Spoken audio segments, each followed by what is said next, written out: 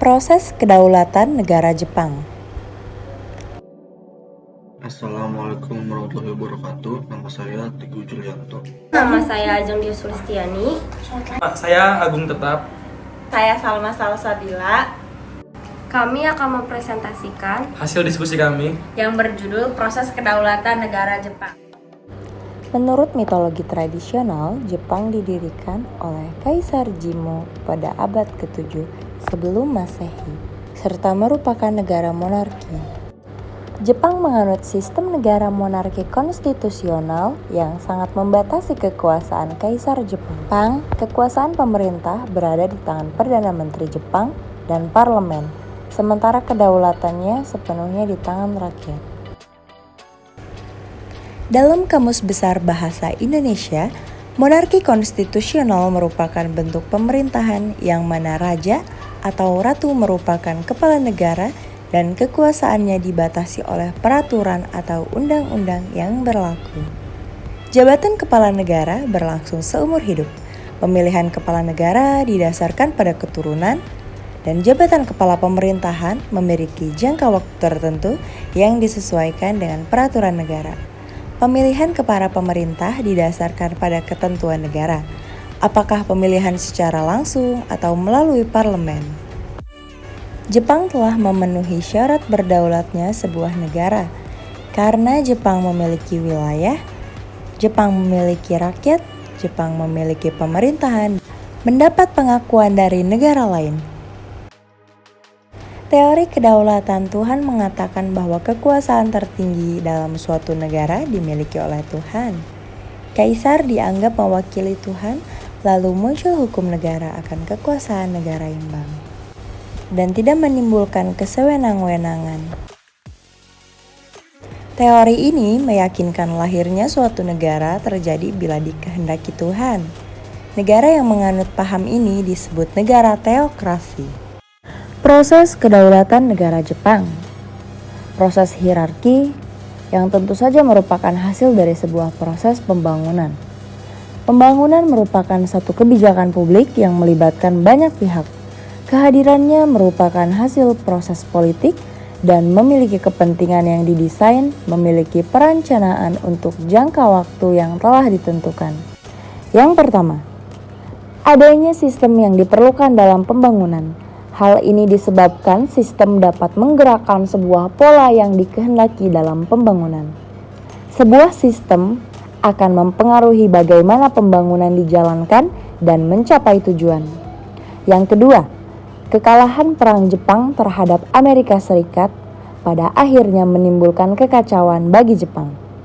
Mulai dari permasalahan jatuhnya ekonomi serta turunnya kepercayaan masyarakat Jepang terhadap penguasa politik akibat kebijakan yang dianggap terlalu memikirkan perang, berujung pada tuntutan perubahan politik. Pasca Perang Dunia II, terjadi pembangunan yang sangat signifikan di Jepang dengan kemajuan industrinya, keadaan politik dan ekonomi sebelum perang, dan pengaruh psikologis dari kekalahan perang memiliki peran penting bagi kelahiran kembali negara Jepang. Penyelesaian tantangan pembangunan di negara di masa itu, Jepang tidak dimulai hanya pada tahun 1945 dan bukan hanya merupakan hasil dari perjanjian perdamaian. Akar dari keberhasilan pembangunan dan demokrasi di Jepang bahkan telah dimulai sejak restorasi Meiji pada tahun 1868. Keberhasilan Jepang untuk dapat bangkit setelah mengalami kekalahan yang menyebabkan Jepang jatuh secara drastis hampir di seluruh aspek adalah sebuah fenomena.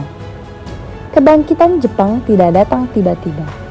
Ada banyak faktor yang membuat Jepang mampu bangkit. Karakteristik masyarakatnya, keberhasilan pembangunan ekonomi, sumber daya, manusia, infrastruktur, serta iklim politik yang telah terbangun sejak restorasi Meiji menjadi alasan bagi keberhasilan kedaulatan negara Jepang. Restorasi Meiji dikenal juga dengan sebutan Revolusi Meiji atau Pembaruan Meiji. adalah serangkaian kejadian yang berpuncak pada pengembalian kekuasaan di Jepang pada Kaisar pada tahun 1868. Restorasi ini menyebabkan perubahan besar-besaran pada struktur politik dan sosial Jepang dan berlanjut hingga zaman Edo. Restorasi Meiji terjadi pada tahun 1866 sampai 1869, 3 tahun yang mencakup akhir zaman Edo dan awal zaman Meiji. Restorasi ini diakibatkan oleh perjanjian Shimoda dan perjanjian Towson-Harris yang dilakukan oleh Commodore Matthew Perry dari Amerika Serikat. Penyebab restorasi Meiji begitu banyak. Jepang baru menyadari betapa keterbelakangannya mereka dibandingkan negara-negara lainnya. Commodore Perry datang ke Jepang menaiki teknologi kapal super besar dilengkapi persenjataan yang superior saat itu. Para pemimpin restorasi Meiji bertindak atas nama pemulihan kekuasaan untuk memperkuat negara Jepang terhadap ancaman kekuatan kolonial waktu itu. Meskipun secara resmi kekuasaan negara berada di tangan kaisar, kekuasaan politik hanya bergeser ke shogunan Tokugawa di sebuah oligarki. Sebagai besar, kekuasaan berada di tangan pemimpin elit dari Provinsi Tatsuma, Okubu, Toshimichi, Saigo Takamori, dan Provinsi Chosu.